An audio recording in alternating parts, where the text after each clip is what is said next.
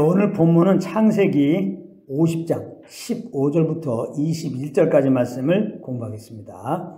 오늘 본문은 요셉이 자기에게 행한 모든 악행으로 말미암아 혹 자기로부터 미움을 받고 보복을 당하지 않을까 두려워하고 있는 그의 형제들을 위로하는 내용입니다. 그러면 본문을 살펴보도록 하겠습니다. 우리 함께 15절 읽겠습니다. 시작. 요셉의 형제들이 그들의 아버지가 죽었음을 보고 말하되 요셉이 혹시 우리를 미워하여 우리가 그에게 행한 모든 악을 다 갚지나 아니할까 하고. 아멘. 이 장면은 요셉의 형제들이 아버지 야곱의 장례를 치르고 애굽에 돌아와서 서로 말하고 있는 장면입니다. 그들은 아버지가 죽었다는 사실을 다시 한번 상기하면서 큰 두려움에 빠졌습니다.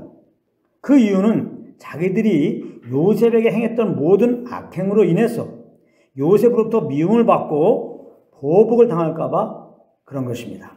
그러니까 그들은 그동안에는 요셉이 아버지 야곱 때문에 자기들에게 보복을 하지 않았다고 생각했던 것입니다.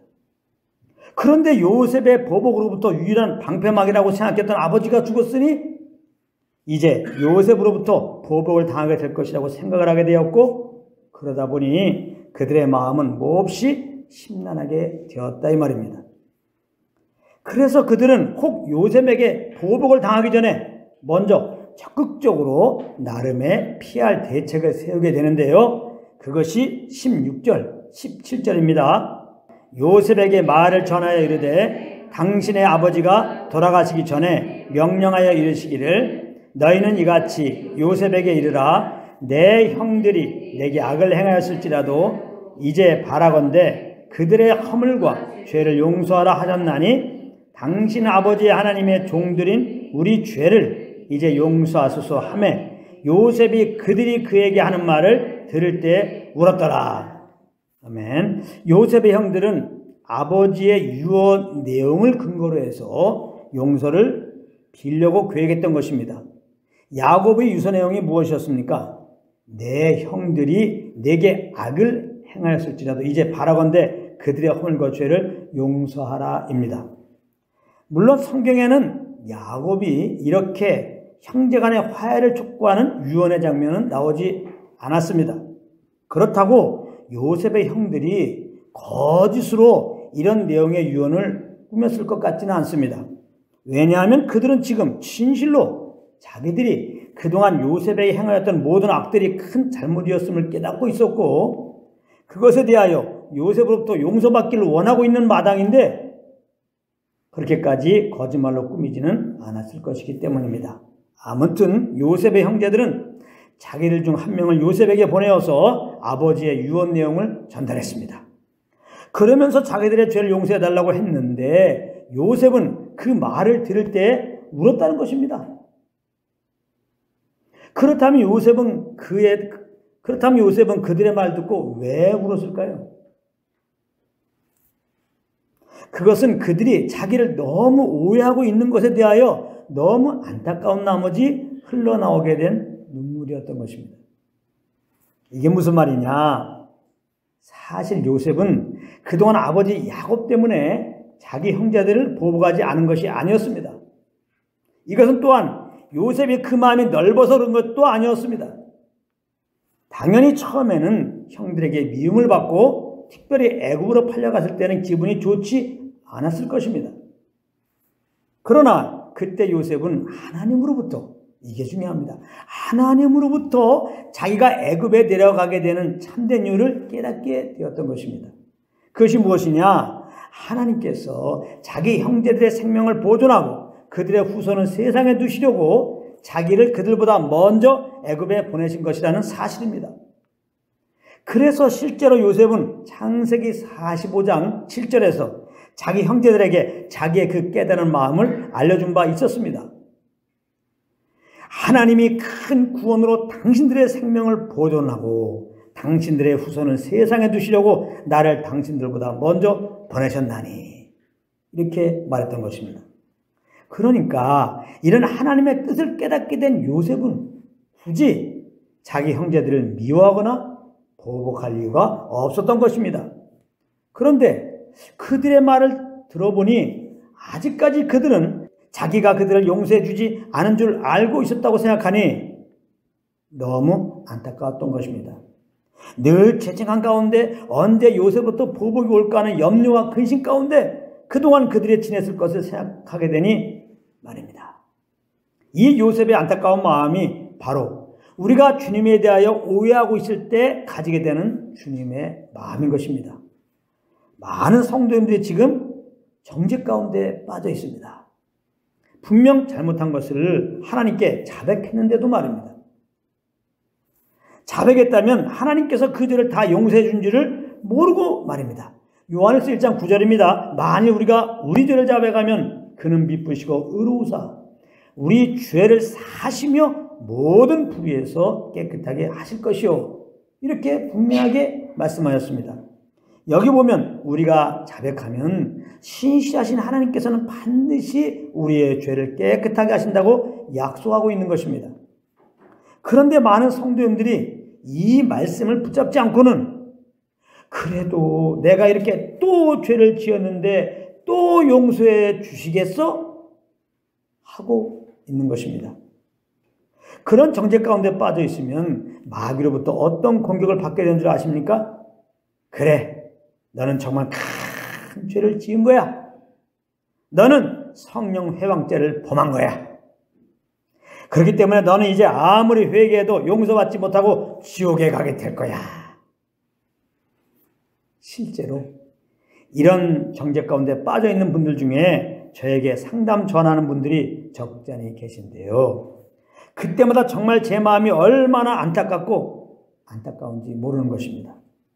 하나님께서는 그 자백한 죄에 대하여 이미 다 용서해 주셨는데 이 사실을 믿지 못하고 있으니까 하나님을 오해해서 이제는 자기를 지옥에 보내지 않을까 얼마나 염려하고 있는지 말로 표현할 수 없는 것입니다. 이 설교를 듣고 계실지 모르겠는데 최근 저에게 어떤 한 분이 상담 전화를 주셨습니다. 이분은 자기가 성령 회방죄를 범했기 때문에 영원히 사함을 받지 못할 것 같아서 너무 고민된 나머지 아무것도 하지 못하고 하루 온종일 이불을 뒤집어 쓰고 계시다는 거예요. 얼마나 안타까운지 모르는 것입니다. 물론 제가 말씀을 통하여 그분이 하나님께 오해하고 있는 것들에 대하여 잘 말씀을 드렸고 그분 역시 그 말씀들을 붙잡겠다고 했는데요. 그래서 잠깐 성령 해방죄가 무엇인지를 말씀드리겠습니다. 잘 들어보세요. 아주 왜곡되어서 알고 있는 게 성령 해방죄입니다. 그러니까 잘 들어보시기 바랍니다. 결론부터 말씀드리자면은 믿는 자는 성령 회방죄가 적용되지 않는 것입니다. 예수님께서 이 성령 회방죄를 말씀하신 그 배경은 종교인들이 예수님이 귀신을 쫓아내는 사역을 하셨는데 그것을 보고 바알세불을 힘입지 않고는 저렇게 못한다 이렇게 말을 했던 것입니다. 그런 그들에 대하여 예수님이 하신 말씀이에요. 마태복음 12장 31절 32절입니다. 그러므로 내가 너에게 이르노니 사람에 대한 모든 죄와 모든 사함을 받되 성령을 모독하는 것은 사함을 얻지 못하겠고 또 누구든지 말로 인자를 거역하면 사심을 얻되 누구든지 말로 성령을 거역하면 이 세상과 오는 세상에서도 사함을 얻지 못하리라. 이렇게 말씀하셨어요. 여기 특별히 32절에 보면 인자를 거역하면 예수님을 거역하면 사심을 얻되 그랬습니다. 예수님을 거역하면 그래도 사심을 얻을 수 있다는 거예요. 이 말씀은 혹 예수님을 거역했을지라도 지금 회개하고 예수님을 구주로 믿으면 얼마든지 죄 용서받고 구원받을 수 있다. 이 말씀입니다. 그런데 문제는 31절에 성령을 모독하는 것은 회방하는 것은 사심을 얻지 못하겠고 그러는데요. 여러분 성령님이 하시는 일이 무엇입니까? 죄가 무엇인지 알려주고 예수님을 구주로 믿도록 돕는 일이라는 것입니다. 그렇기 때문에 성령 회방죄라고 하는 것은 이 복음 증거하는 것을 방해하거나 혹은 복음을 거부하는 것을 말하는 것입니다. 그러므로 성령 회방죄는 믿는 자들에는 적용되는 것이 아니고 믿지 않는 자들에게 적용되는 죄인 것입니다. 왜 그렇습니까? 믿는 자들은 성령의 감동하심에 순종해서 죄를 회개하고 예수님을 구주로 믿은 자들이기 때문입니다. 그렇기 때문에 믿는 자들은 성령을 회방한 자들이 아니라 근본적으로 성령님께 순종한 자들일 것입니다. 할렐루야. 그래서 하나님께서는 믿는 우리들을 그렇게 기뻐하는 것이고 말입니다. 그러나 믿지 않는 자들은 회개하고 예수를 믿으라고 말씀하시는 성령을 거부했기 때문에 성령님을 회방한 것이고, 그러므로 그들은 당연히 죄상을 받지 못함으로 인하여 영원한 지옥불에 떨어짐을 면치 못하게 되는 것입니다.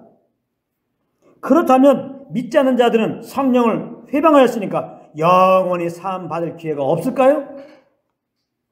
그렇지 않습니다. 우리도 믿기 전에는 다 성령을 회방하던 자들이었습니다. 그랬는데 어느 날 성령께 순종함으로 회개하고 예수를 믿어서 죄사함 받고 이렇게 구원을 받은 것입니다. 그러므로 먼저 믿는 우리들은 아직 믿지 않는 자들에게, 즉 성령을 회방하고 있는 자들에게 복음을 들려주어야 하는 것입니다. 그래서 그들이 복음을 듣는 중에 회개하고 예수님을 구주로 믿으면 구원을 받게 될 것이기 때문입니다. 그러나 물론 복음을 듣고도 끝내 믿지 않는 자들은 끝내 성령을 회방하였으므로 끝내 죄상을 받지 못하고 끝내 지옥불에 떨어지게 되는 것입니다. 여기서부터 잘 들었어요. 그런가 하면 정말 믿는 자라면 잘못했을 때 성령으로 말미암아 그 죄의 지적을 받게 됩니다. 그러면 정상적인 신자면 어떻게 합니까? 바로 참여하게 됩니다. 그러면 요한일서 1장 9절의 말씀 따라서 하나님께서는 그 죄를 다 용서해 주시는 것입니다. 그러므로 믿는 자들은 이제 절대로 성령 회방죄를 범한 것이 아닌가 염려할 필요가 있다 없다? 없는 거예요. 그리고 잘못한 것이 있다면 얼른 자백하시고, 자백했다면 그 죄가 다 사함받은 것을 믿고 그 믿음으로 정죄를 떨쳐버리시고 다시 감사함으로 하나님께 나아가시면 되는 것입니다. 그리고 다시 성령께서 주시는 그 감동과 그 소원함을 따라서 행하시면 되는 거예요. 이런 은혜가 여러분들 모두 있기를 바랍니다. 18절에 보면 요셉의 형들이 이제는 다 요셉에게 와서 엎드려 용서를 구했는데요. 그때 19절에 요셉은 이렇게 대답합니다. 다 같이 읽겠습니다. 시작. 요셉이 그들에게 이르되 두려워하지 마소서, 내가 하나님을 대신하리이까. 아멘. 이 말은 무슨 의미입니까? 이 말은 모든 것은 하나님의 주권에 따라서 되어지는 것이기 때문에 요셉 자신이 그 주권 행사를 대신할 수 없다라는 것입니다. 이것을 아는 것이 굉장히 중요한데요. 그렇지 않으면 이 세상을 하나님의 다스리는 관점으로 보지 않고 우리의 관점으로 바라보게 되기 때문입니다. 그렇게 되면 당연히 우리는 원수를 용서할 수가 없게 되는 거예요. 왜냐하면 원수에 대한 우리의 관점은 어떻게 해서든지 보복하는 것이기 때문입니다. 그런데 로마서 12장 19절은 이렇게 말씀하고 있습니다. 내 사랑하는 자들아, 너희가 친히 원수를 갚지 말고 하나님의 진노하심에 맡기라. 기록되었으되 원수가 없는 것이 내게 있으니 내가 갚으리라고 주께서 말씀하십니다.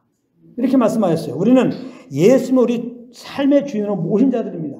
그러므로 우리는 어떤 일에 대하여 우리의 결정권이 없고 우리는 그저 주님께서 주시는 대로만 생각하고 말하고 행할 뿐인 것입니다.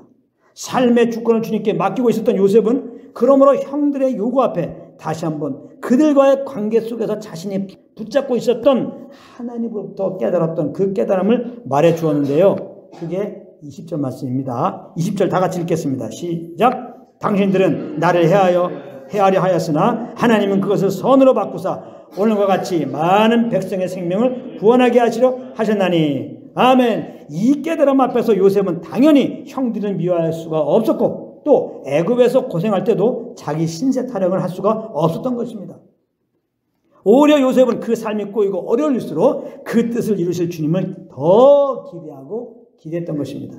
그러므로 우리에게 필요한 것이 뭐냐? 로마서 8장 28절 말씀을 성령의 조명으로 알고 마음에 간직하고 있는 거예요. 그러면 로마서 8장 28절이 뭐냐? 제가 읽어보겠습니다. 우리가 알거니와 하나님을 사랑하는 자 곧 그의 뜻대로 부르심을 입은 자들에게는 모든 것이 합력하여 선을 이루느니라. 아멘. 이 말씀을 여러분들이 성령의 조명으로 말미암아 생명으로 가지게 되는 이상 우리에게는 이제 어떤 원수도 어떤 어려운 상황도 문제가 되지 않는 것입니다. 우리에게 있는 그 많은 원수들과 그 많은 어려움들은 우리가 더 하나님께 나아가게 되고 또 하나님을 기대하게 하는 도구가 될 뿐인 것입니다. 이런 은혜가 여러분들 모두에 있길 바랍니다. 요셉은 21절에서 보면 자기 형제들과 그들의 자녀들까지 기를 것을 약속하며 그들을 위로했는데요. 21절을 읽겠습니다. 시작. 당신들은 두려워하지 마소서. 내가 당신들과 당신들의 자녀를 기르리이다 하고 그들을 간곡한 말로 위로하였더라. 아멘. 요셉은 자기 형제들의 자녀들까지 돌봐주겠다는 말로 두려움에 떨고 있는 형제들을 위로했는데요. 이것은 역시 요셉이 착해서 이렇게 말한 것이 아니라 모든 것을 합력하여 서로 인도하시는 하나님을 믿는 가운데 오는 감동 따라 그렇게 한 것입니다. 우리 모두 동일한 그 믿음 가운데 이제 눈에 보이는 대로 우리의 감정과 기분 따라서 말하고 행하는 것이 아니라 혹 삶의 큰 우경을 당했더라도 오직 우리 안에서 말씀하시는 성령의 인도하심을 따라서 말하고 행하시는, 그래서 참된 예배자의 삶이 되시기를 우리 주 예수 그리스도 이름으로 축원합니다.